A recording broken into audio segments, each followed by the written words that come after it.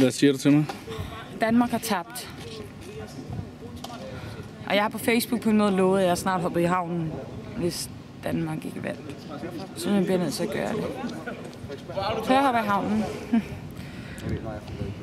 Det bliver ret koldt. Men jeg må gøre, hvad jeg har lovet. Fordi jeg lyver aldrig. Det er det. Jeg holder altid, hvad jeg lover. En god pige.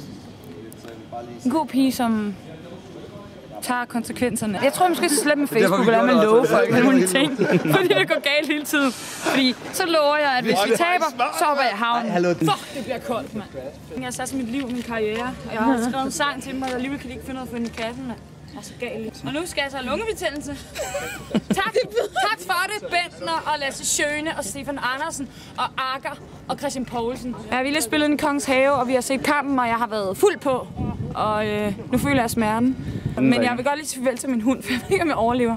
Må jeg lige sige farvel til min hund? Det må du. Ela? Hej, skat. Mor dør nu. Go Danmark! Go Danmark! Go Danmark! Let's go! Go Katrine! Er du klar? Jeg er klar. Det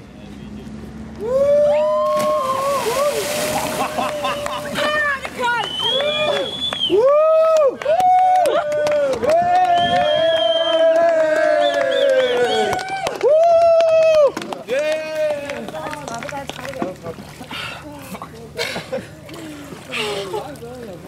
Shit, det var som et slam. Ej, det var faktisk ret dejligt. Det var fantastisk. Hvad sker der?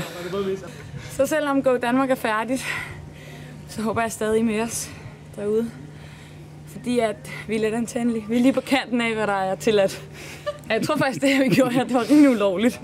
Men det er fedt nok, det er fedt nok. Du står og teaser nu, kan jeg høre. Hvad laver du? Nej, det er min kjole, der er våd. Er du sikker? Okay. Jo, det skal ud igen. Fuck, det var vildt. Og jeg har lyst til at blive ved. Det er faktisk rigtig. Vandet var koldt. Det var smerte i det rammevand. Ellers var det faktisk okay. Men jeg tænker også, ligesom det danske landshold, de har smerte lige da de ramte nederlaget. Men de skal bare svømme videre og komme op, som jeg gjorde.